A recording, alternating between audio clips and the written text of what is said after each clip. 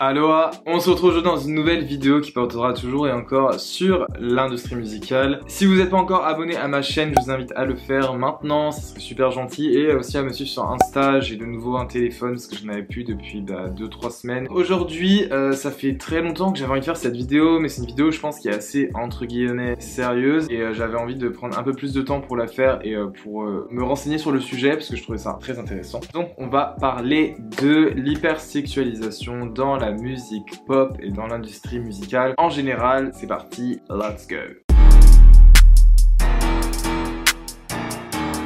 Évidemment, je trouve que commencer une vidéo sans définition, c'est une telle.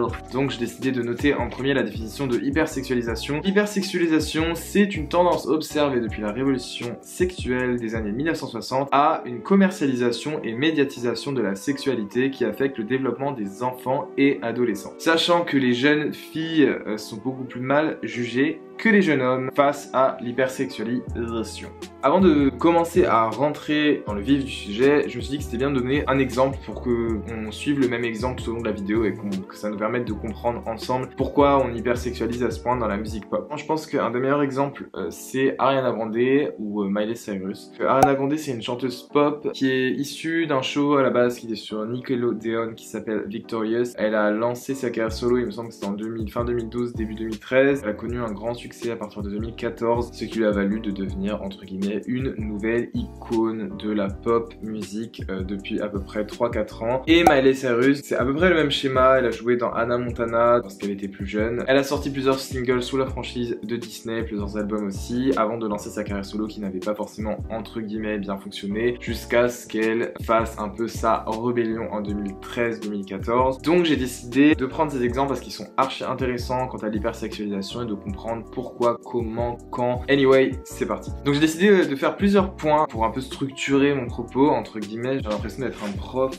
Du coup, la première question que moi je me suis posée, c'est pourquoi l'hypersexualisation? Tout d'abord, la première motivation de l'hypersexualisation, c'est, je pense que tout le monde le sait, c'est de vendre. Quand on regarde les ventes de Miley Cyrus à l'époque de Disney, c'est sûr qu'elles étaient assez élevées parce qu'elle avait un public qui était assez jeune et elle n'était pas écoutée par tout le monde. Une fois qu'elle est partie et qu'elle est sortie de la franchise Disney, elle a sorti des albums, par exemple l'album Can't Be Tamed qui a vraiment marqué entre guillemets son début dans la carrière musicale. En tant qu'artiste solo, avec aucun lien avec Hannah Montana ou quoi que ce soit, les ventes de l'album n'étaient pas excellentes, c'était pas des ventes qui étaient aussi élevées qu'à l'époque où elle était sous Disney. Et à partir du moment où elle a décidé de s'hypersexualiser, enfin elle, quand je dis elle, je veux dire son management, son label, c'est pas elle-même qui a décidé seulement de s'hypersexualiser, c'est un peu un concept qui est général. En 2013, elle a sorti Bangers, fameux album Bangers, putain comment l'oublier cet album, qui a marqué un tournant dans sa carrière qui lui a permis vraiment de s'émanciper, voire de choquer, et ses ventes ont explosé. Elle était numéro 1 partout. Elle avait une influence qui était telle que tout le monde parlait de Miley Cyrus en 2014. Je crois que dans les recherches Google, elle était dans le top des artistes et même des personnalités recherchées. Et tout cela était notamment lié au fait que les gens achetaient plus sa musique lorsqu'elle s'hypersexualisait parce que toutes ses paroles avaient désormais un autre sens. Elle parlait ouvertement de sexe, elle parlait ouvertement de séduction. Forcément, ça fait vendre parce que tu touches une plus grande communauté, tu touches des adolescents mais aussi des adultes et des enfants qui vont pas forcément comprendre de quoi ça parle mais qui vont quand même écouter la musique. Ensuite, la deuxième raison de l'hypersexualisation dans la musique pop et surtout des artistes féminines, c'est de choquer. Je ne vous apprends rien. Si on prend l'exemple de Britney Spears, lorsqu'elle a commencé à sortir des albums et des singles, en 1999, Britney Spears a sorti Baby One More Time, c'est là où a été créée la mode de la Lolita, parfait exemple de la hypersexualisation, c'est-à-dire que c'était un look un peu de collégienne lycéenne, plutôt sexy, qui s'habillait assez court, etc. Mais toutes ses paroles étaient relativement soft, c'était toujours du double meaning, ça veut dire qu'il y avait un double sens, donc à chaque fois qu'elle avait des conférences de presse où on la mettait face à ses chansons, ses paroles, ses clips, elle répondait par des réponses qui étaient assez évasives pour essayer d'éviter le sujet. Elle se préservait jusqu'au mariage qu'elle ne souhaitait pas avoir de relations sexuelles, donc c'était... Voilà, bref, je vous fais un schéma global pour vous montrer que Britney Spears, on va dire entre 1999 à 2001-2002, même si c'était assez excentrique dans les clips et qu'elle était super sexualisée dans son discours et dans ses paroles, c'était toujours assez soft. parlait pas ouvertement de sexe, elle disait qu'elle était toujours vierge. Et en 2001, elle a décidé, comme Miley Cyrus en 2013, de s'émanciper complètement sexuellement en sortant I'm a Slave for You. Slave for You, ça a été vraiment le tournant de la carrière de Britney Spears, où là, elle est passée de adolescente à jeune femme. Et le meilleur exemple de Britney Spears, pour choquer, ce qu'elle a fait, c'est qu'en fait, elle a sorti une couverture qui a... Alors peut-être que vous en avez jamais entendu parler, de Rolling Stones, donc c'est le magazine de référence comme Billboard pour la musique et l'industrie musicale, les charts, enfin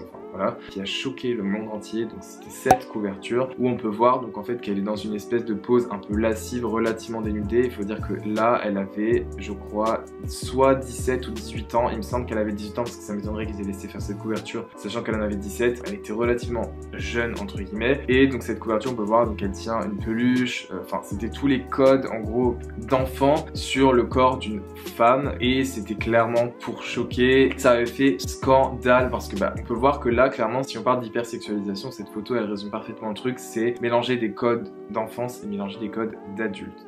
Ensemble, hypersexualisation. Voilà. Le troisième but de l'hypersexualisation, si on se demande pourquoi, c'est d'attirer. Ça rejoint un peu le point vendre, mais c'est que généralement les artistes qui ont été très vite sexualisés, ça a attiré beaucoup plus de public que si elle ne l'était pas. Je vais surtout parler des filles parce que c'est souvent des femmes qui sont hyper sexualisées dans la musique pop. Si on regarde par exemple Fifth Harmony, c'est un groupe qui a été formé par Simon Cowell pour X Factor aux États-Unis. Elles ont été formées en 2012. La mode des girls band revenait un peu, mais c'était pas non plus une trend.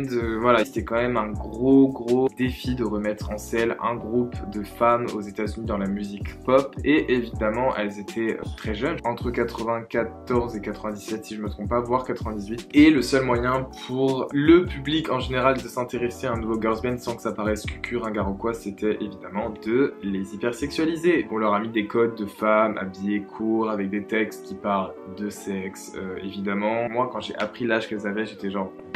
Je pensais vraiment qu'elles avaient au moins 20 ans chacune. Et je me rappelle quand j'ai appris qu'elles avaient l'âge, j'étais genre ouais, genre comment c'est possible qu'elles soient aussi jeunes et genre qu'elles... Enfin je sais pas. Bref, c'est que Camila Cabello en avait parlé lorsqu'elle a lancé sa carrière solo en expliquant que c'est aussi pour cette raison qu'elle avait décidé de quitter le groupe. Et on peut aussi voir que pour les hommes, par exemple comme Justin Bieber et Shawn Mendes, on a aussi entre guillemets de l'hypersexualisation, même si elle est moins flagrante. Maintenant on va se demander si c'est bien ou mal, parce que en fait après l'avoir expliqué, c'est vrai que je me suis aussi posé la question en mode mais en fait est-ce que c'est bien ou pas? Est-ce que c'est bien qu'on hypersexualise les femmes ou pas dans l'industrie musicale, dans la musique pop? Je dirais que c'est plutôt mal parce que c'est un cercle vicieux. En fait, je pense que si on hypersexualise les femmes dans l'industrie musicale, c'est parce qu'à la base, il y a un énorme problème dans la société avec la sexualisation de la femme, qui peut être considérée comme une femme-objet, et le fait de sexualiser des femmes qui paraissent très jeunes, excusez-moi des termes, mais c'est la vérité. Quand on regarde Ariana Grande, le clip de Dangerous Woman par exemple, j'ai pas envie de me faire lyncher par les fans d'Ariana Grande parce que j'adore Ariana Grande, mais c'est la vérité. La première fois que j'avais vu le clip de Dangerous Woman, je me souviens très bien que quand j'avais vu le clip, j'étais genre...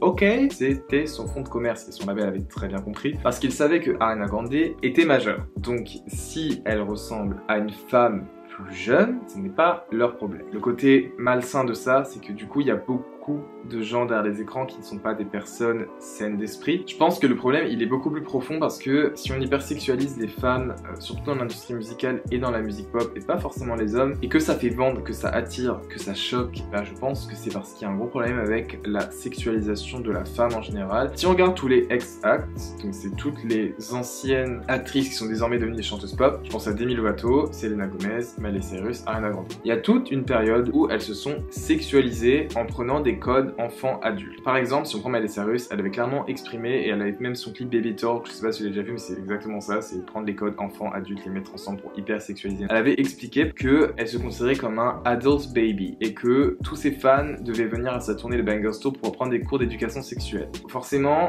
c'était dérangeant, et c'est le parfait exemple. Et Selena Gomez, c'était pareil. Avant, lorsqu'elle sortait des albums avec Selena Gomez and the Scene, je me rappelle que les gens n'écoutaient pas énormément, alors que maintenant Selena Gomez en termes de vente, en termes de streaming, Selena Gomez c'est un poids lourd de l'industrie musicale. Depuis Good For You, Selena Gomez elle est devenue une main pop girl, et c'est parce qu'elle s'est sexualisée. À partir du moment où elle a parlé de sexe et qu'elle faisait des clips plus sensuels, voilà, c'est là où elle a commencé à avoir un public qui était plus grand. Et bref. Du coup, il faut pas avoir un discours alarmant sur tout ça, je pense que le plus important c'est juste d'avoir du recul sur ça. C'était intéressant d'en parler, j'espère que la vidéo elle vous a plu. Je voulais qu'elle soit un peu plus longue, mais en même temps je prendrais juste une citation de Lady Gaga pour terminer qui disait: ils veulent que je vende une image de moi sexuelle, je le ferai, mais j'ajouterai toujours une touche d'absurde pour me leur montrer que c'est moi qui ai le contrôle. En tout cas, je fais plein de bisous, je vous retrouve dans une prochaine vidéo et j'espère que vous avez passé un bon Noël. Peace!